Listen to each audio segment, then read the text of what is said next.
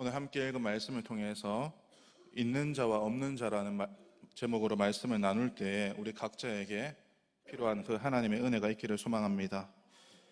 오늘 말씀에서의 그 상황은 예수님의 공생애의 그 중간쯤이라고 할 수 있습니다. 예수님께서 유대와 여러 지역을 다니시다가 이제는 갈릴리 지역에서 이제 집중적으로 사역하고 있습니다. 제자들 중심으로 또 예수님의 말씀에 귀를 기울이는 사람들 중심으로 예수님께서 말씀을 가르치고 있습니다. 오늘 본문은 우리가 잘 아는 바와 같이 비유의 말씀입니다. 오늘 본문의 앞부분도 살펴보면 씨 뿌리는 자의 비유가 나오고 있습니다. 4가지 종류의 땅에 씨를 뿌리고 그 말씀의 결론 부분이라고 할 수 있습니다. 예수님은 예수님을 따르는 제자들에게 비유가 말하고자 하는 의미를 설명해 주십니다. 앞에 3가지를 살펴보면 먼저 길가와 바위 위 가시떨기가 있습니다. 그 3곳에서는 씨를 뿌려졌지만 씨가 열매를 맺지 못했지만 마지막 좋은 땅에서 옥토와 같은 그 땅에서는 좋은 열매를 맺었다라고 말씀합니다. 좋은 땅은 말씀을 듣고 그 말씀대로 살아내는 땅입니다. 말씀을 듣고 인내하고 지키고 살아갈 때에 좋은 결실을 맺을 수 있기 때문입니다. 예수님은 이렇게 4가지 땅의 비유를 마치시고 오늘 나눈 이 말씀을 이어서 하고 있습니다. 오늘 본문에서의 말씀은 등불 비유인데 예수님이 하신 등불 비유는 단순하고 우리가 너무나 잘 아는 이 말씀이지만 또 막상 살아내려고 하면 어려운 그 말씀입니다. 그러나 말씀으로 살아내는 우리들에게는 어떤 것보다 중요한 것이 바로 오늘의 말씀이라고 할 수 있습니다.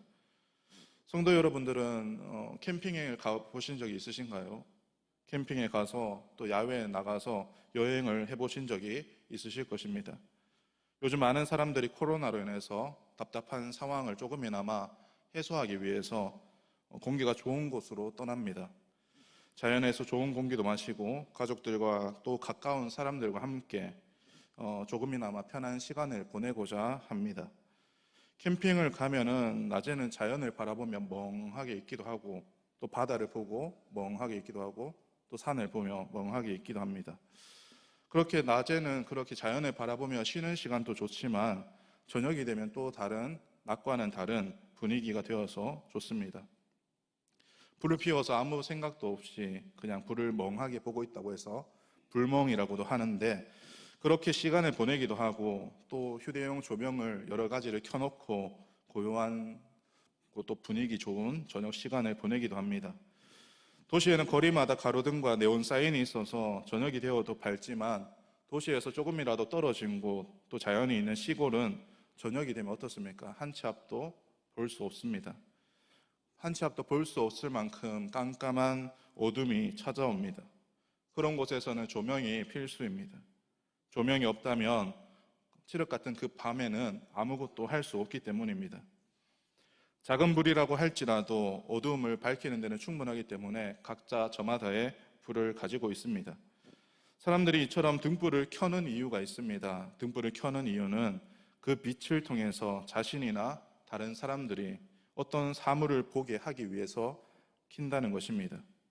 그렇기 때문에 빛이라는 것에 대해서 생각해 볼 때 빛은 결코 숨기는 것이 아니라 드러내야 한다는 것입니다. 오늘 함께 읽은 본문 16절 말씀을 같이 한번 다시 봅니다.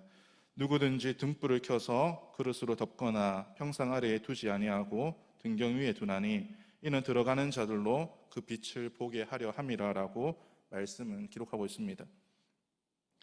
말씀이 기록된 그 당시에는 전기불이 있었을까요? 전기불도 없었습니다. 등불이 있어야만 살 수 있었을 것입니다. 등불은 어둠을 밝히는 용도로 중요하게 사용되는데 빛이 없어도 밝은 낮에는 사용할 필요가 없겠지만 조금이라도 어두워지는 그때에는 아무것도 보이지 않는 밤에는 꼭 필요한 것이 바로 등불이라는 것입니다. 어둠이 칠흑같이 깔렸는데 등불을 켜서 숨겨두는 사람이 있을까요? 그렇게 하는 사람은 아마도 없을 것입니다.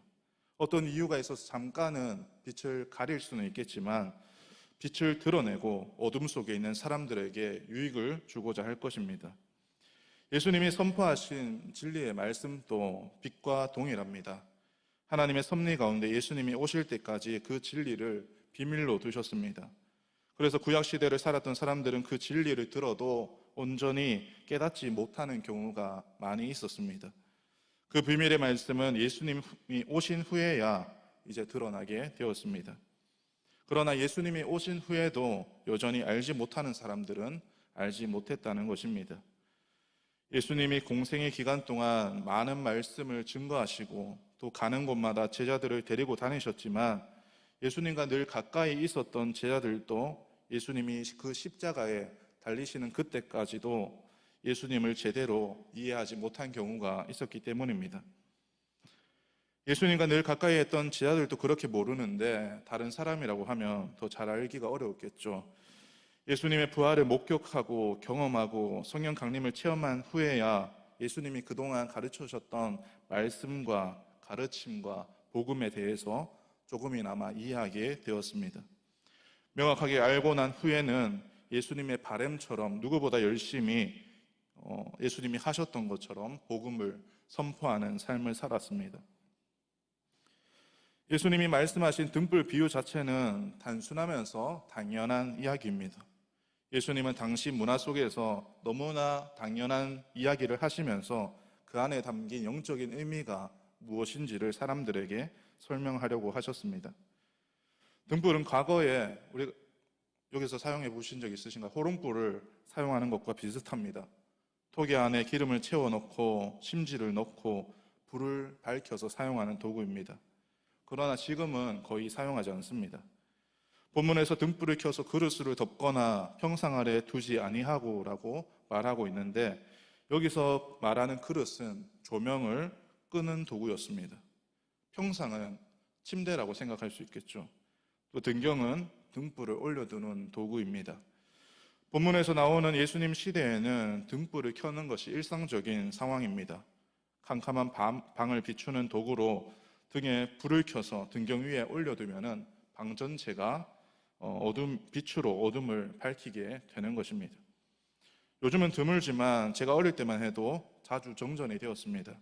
그래서 정전이 되면은 더듬더듬 초를 찾아서 그 불을 붙이면 금세 방 안이 다시 밝아지고 또 불이 다시 켜지면 끄고 이랬던 기억이 있습니다. 어둠을 밝혀야 하는 목적이 바로 빛인데 누구도 그 빛을 그릇으로 덮어서 가리거나 침대에 두지는 않을 것입니다. 빛은 어둠을 밝히는 목적이 있기 때문입니다. 예수님은 왜 이런 당연한 이야기를 하셨을까요? 신약 시대에는 신약 성경에는 등불이라는 단어가 여러 번 등장합니다. 등불이 의미하는 것은 하나님의 말씀을 세상 사람들에게 증거하는 사람들 또는 도구를 의미하고 있습니다. 예수님의 제자들이 그랬고 또 예수님을 오시는 것을 예비했던 세례 요한이 그랬습니다. 또한 하나님의 말씀인 성경도 지금까지 그런 역할을 하고 있습니다. 그렇기 때문에 하나님의 자녀인 우리들도 세상 가운데 그런 역할을 감당해야 한다는 것입니다. 예수님을 닮은 자로서 우리의 입술과 행실에서 선한 열매를 맺어야 하는 것입니다. 등불 되시는 예수님을 마음에 품고 그 빛 아래에서 사랑을 행하며 살아가야 한다는 것입니다. 예수님을 닮아가는 삶을 살아가는 사람은 어떤 어려움이 찾아온다고 할지라도 쉽게 흔들리지 않고 또 넘어지지 않고 살아갈 수 있습니다. 또한 성공을 이루었다고 해도 결코 교만하지 않고 중심을 잘 잡고 살아갈 수 있을 것입니다. 하나님께서는 하나님의 많은 백성들에게 말씀을 가르치시면서 결국은 하나님의 백성들이 빛 가운데 거하며 하나님 나라를 이루며 살아가기를 원하셨습니다. 그러나 하나님의 백성들은 하나님의 그 바램과는 다르게 죄를 짓고 또 애원해도 알아듣지 못하고 우상을 섬기는 어리석은 삶을 살았습니다. 빛에 속해야 했지만 자꾸만 어둠을 향해 달려가는 백성들을 보고 하나님은 안타까워하셨습니다. 죄악으로 가는 백성들, 또 어둠을 향해 가는 백성들을 살리기 위해서 하나님께서는 이 땅에 빛으로 오셨는데 그분이 바로 예수님입니다. 영이신 하나님이 육신을 입고 이 땅에 오신 것입니다. 말씀이 육신이 되어서 이 땅에 오셔서 빛을 느낄 수 있도록 우리 앞에 나타나신 것입니다. 예수님은 회개를 선포하시면서 회개하고 복음을 믿는 자마다 하나님 나라를 살아갈 수 있도록 가르쳐 주셨지만 여전히 많은 사람들은 믿지 못하고 예수님을 십자가에 못 박았습니다. 예수님은 죽기까지 우리를 사랑하셔서 십자가에 달리시고 3일 만에 다시 살아나심으로 모든 믿는 자들에게 소망이 되셨습니다. 부활하신 예수님을 보는 순간 제 아들은 참된 믿음을 갖게 되었고 그 이후에는 죽기까지 흔들림 없이 그 믿음을 가지고 하나님 나라 복음을 증거했습니다. 하나님 나라의 비밀은 결코 감추어 있지 않고 반드시 드러날 것이라고 말씀하셨습니다. 17절 말씀을 보겠습니다. 숨은 것이 장차 드러나지 아니할 것이 없고 감추인 것이 장차 알려지고 나타나지 않을 것이 없느니라라고 말씀을 기록합니다. 빛의 특징은 무엇입니까? 어둠을 밝히는 것이죠. 빛이 없다면 어떻게 되겠습니까? 앞을 보지 못하는 사람과 다를 바 없이 불편한 삶을 살아가게 됩니다. 이처럼 빛은 숨겨진 모든 것을 드러낸다고 말하고 있습니다. 17절에 보면 숨은 것, 어두운 것이 장차 드러날 것이다 라고 하시면서 반드시 그렇게 된다라고 말하고 있습니다. 구약시대에 메시아가 오실 것이라는 그 사실은 소수의 사람들에게만 알려졌습니다. 그러나 그 시대에도 하나님은 계속해서 멈추지 않고 빛을 비추고 계셨습니다. 빛은 한 번도 감추어진 적이 없고 진리를 백성들에게 알려주고 있었습니다. 예수님께서 알려주고자 했던 모든 비밀은 예수님의 십자가의 부활 이후로 미루어졌습니다. 감추어졌던 비밀이 예수님이 부활하심으로 밝히 드러나게 되었습니다. 그로 인해서 사람들은 알게 되었고 깨닫게 되었고 믿게 되었습니다. 예수님의 부활은 죽음을 이기신 사건이고 하나님 나라의 완성입니다. 이 사실을 믿는 누구든지 하나님 나라를 소유하게 되고 이 땅에서 하나님 나라를 살아가게 될 것입니다. 18절 말씀을 보겠습니다. 우리 함께 읽겠습니다. 그러므로 너희가 어떻게 들을까 스스로 삼가라. 누구든지 있는 자는 받겠고 없는 자는 그 있는 줄로 아는 것까지도 빼앗기리라 하시리라. 아멘. 하나님의 말씀을 들을 때 어떻게 듣는지를 태도를 잘 살펴보고 주의하라라고 말합니다.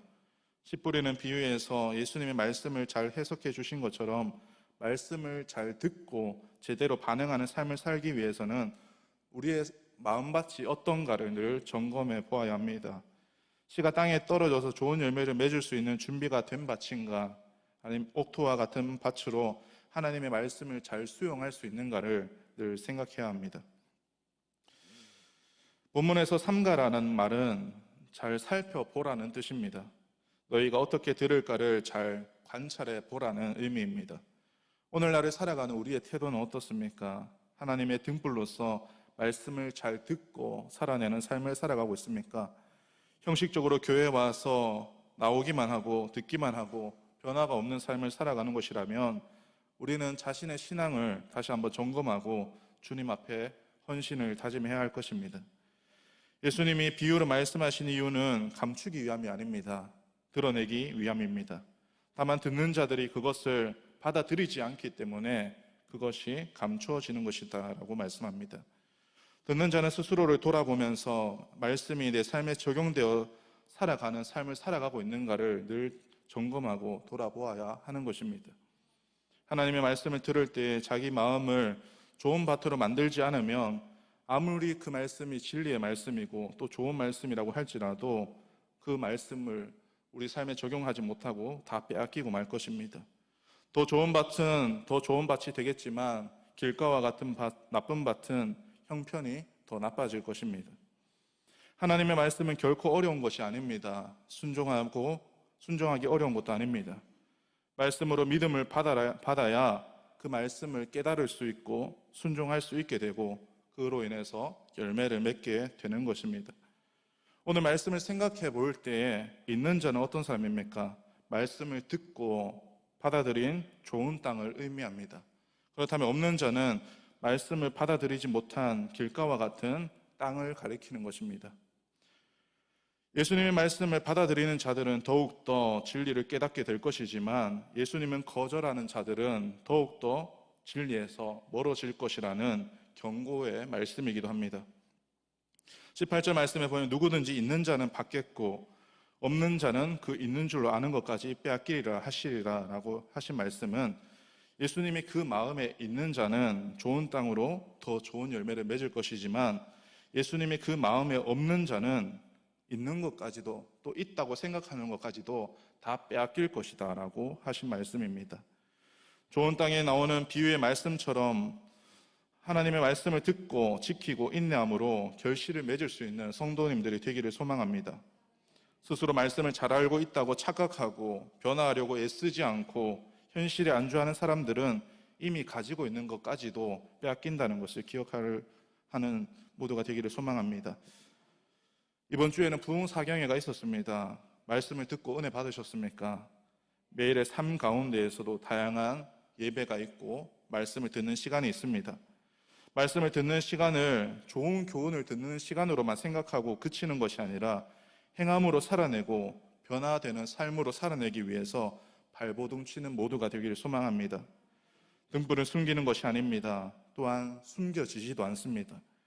빛 대신 주님을 닮아서 우리도 세상 가운데 빛으로 살아내며 말씀에 반응하고 행함 있는 믿음으로 살아내기를 소망합니다. 우리가 사는 길은 오직 예수 그리스도의 빛 가운데로 나아오는 것입니다.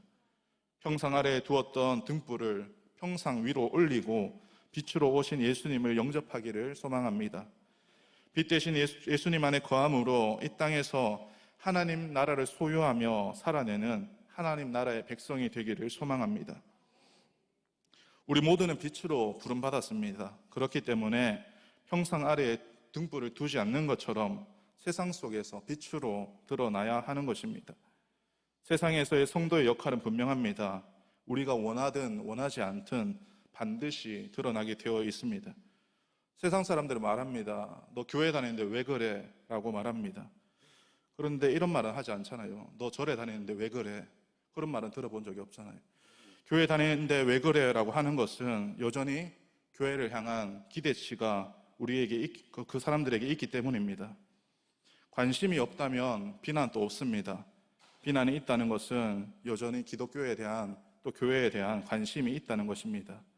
왜 우리가 욕먹어야 돼? 우리 기독교만 욕하냐고 불편해하는 것이 아니라 우리 안에 문제가 무엇인지를 바라보며 또 바른 신앙으로 제대로 살아가는 모두가 되기를 소망합니다. 오늘날처럼 말씀을 쉽게 접할 수 있는 시대는 없습니다. 그러나 하나님의 말씀의 능력은 점점 약해져 가는 것을 보게 됩니다. 교회가 교회로서의 역할을 하지 못하고 예수님을 믿는 자들이 제대로 살아내지 못하는 것은 말씀을 듣기는 하지만 그 말씀대로 살아내지 못했기 때문입니다. 이런 때일수록 우리가 말씀을 듣고 행함으로 살아내며 결단하는 삶을 살아가야 하는 것입니다. 그래야지 교회가 다시 변화되고 세상도 변화될 수 있을 것입니다. 하나님의 말씀의 열매를 믿는 자만이 빛의 사명을 감당할 수 있음을 기억하며 하나님의 말씀을 듣고 순종함으로 어두운 세상의 진리와 구원의 빛을 비추는 그 사명을 잘 감당하는 모두가 되기를 소망합니다.